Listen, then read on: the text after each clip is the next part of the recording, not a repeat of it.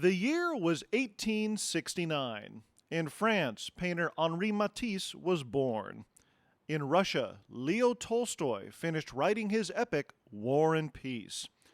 In the U.S., we finished the first transcontinental railroad, 4 years after the end of the Civil War.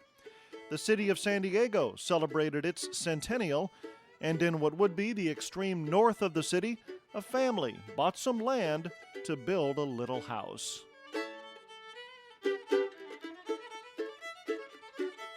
Many families lived here over the years, but the Sykes family built this house. They lived here for close to 30 years, 1870 to 1899. This is actually the front of the house, the two giant palms there in front to welcome guests, very typical back then. It is not a big house. The Sykes family was middle class, and that's what makes this place so special. You see, there are very, very few 19th century homes owned by the middle class in San Diego County that survive today.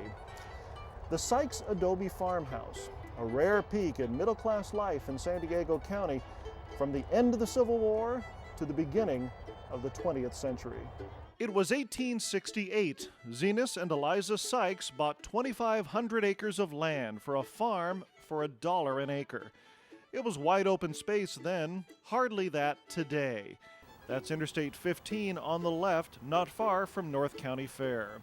Somewhere in all that development is the Sykes home, a home that sat rotting after decades of neglect, occupied by families for many years, then most recently by transients and rats.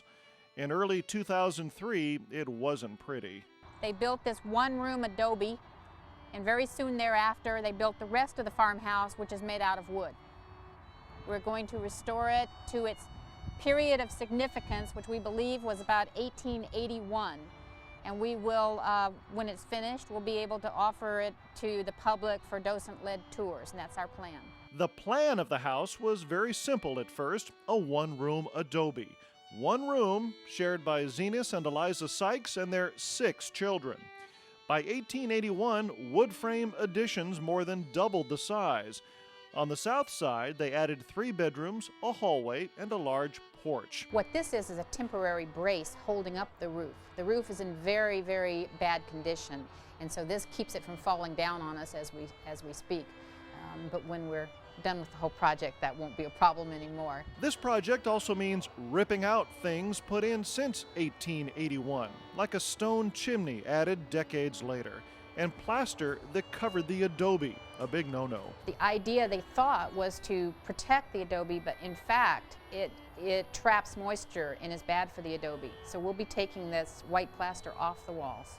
And under those walls, newspaper, wallpaper, layer upon layer upon layer, at times right over the wood studs. We had already discovered in the probate records that Mrs. Sykes purchased wallpaper by multiple rolls, and we didn't know where it was until we started digging down. And then we've started finding all the layers, and what we have to find is which layer is the most authentic for our purposes.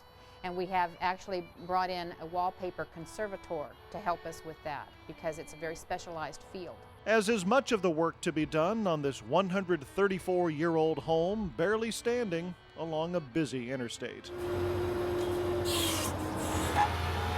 Work begins, and in the thick of it is Phil Patrick. I'm the project manager, superintendent, oversee the whole process. And he's been in construction 35 years, nearly half of that in restorations. One of the first parts of a project like this is to stabilize it. One glaring example, the wood frame section of the house had no foundation, no supports at all. It had been literally sitting on the ground for decades. Historians also discovered the house had been raised off the ground originally. All these years later, time to raise the house again. Today we're raising the house up to allow us to dig and put footings, concrete footings, and then set the house back down at a later date. So we're going to level it back out, set it back down on a level foundation, reinforce it, earthquake hold down, seismic.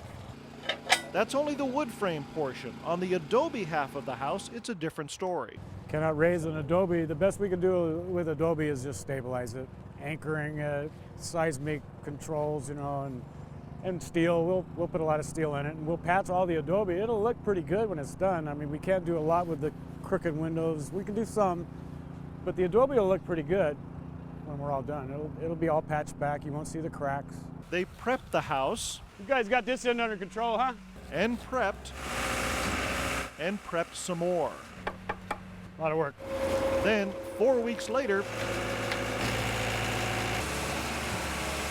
it was time to bring on the concrete.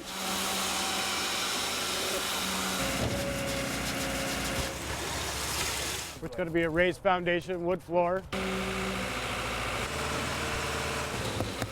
We're basically going to make this building be here for another 300 years. Still, there can be surprises in fixing up old buildings.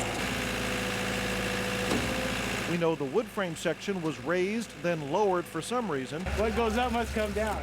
Then there's the sitting room walls. The wallpaper was even right here, and this was an outside deck.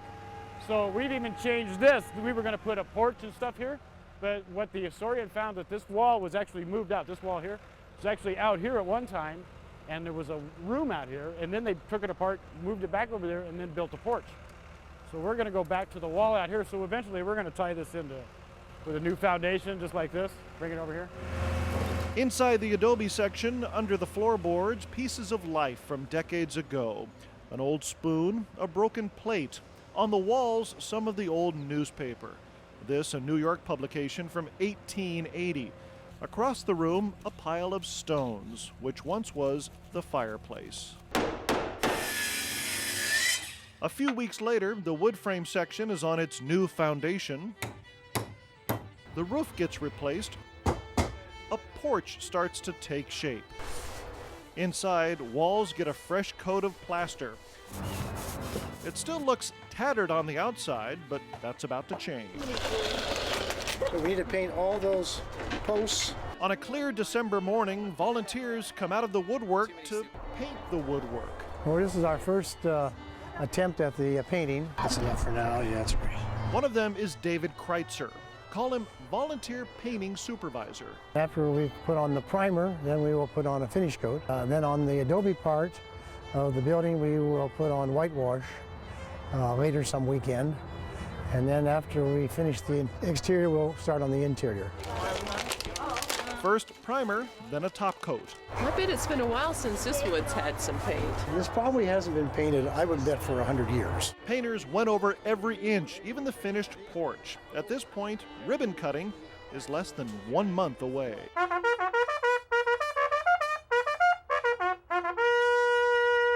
What we are celebrating today is the completion of the first phase of the restoration of the Sikes Adobe Historic Farmstead. Just proud to be here today, and it's such a big turnout. I loved it.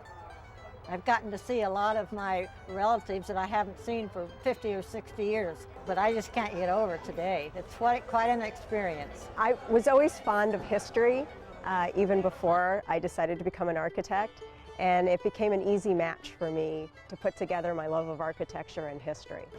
You get to be a bit of a detective, trying to figure out from little bits of fabric, materials, scar lines, nails, what it was that was originally here, trying to figure out the chronology of what was here at what time, and what would be the most significant period to bring a restoration back to. There was a full population of wildlife that had moved into the house. We had squirrels tunneling under the adobe walls, and we had rats running through the house and making their nests here. It's a rare opportunity here for us not to just look at the lives of the wealthy and the great houses, but also to look at what everyday people were doing to get through their day in what was then a very agricultural county. The building is structurally sound now, and that it will last a good number of additional years for people in the future to be able to understand how a wheat farm from the 1881s functioned, what their lifestyle was. It's a huge story regarding the agriculture of San Diego that is often lost.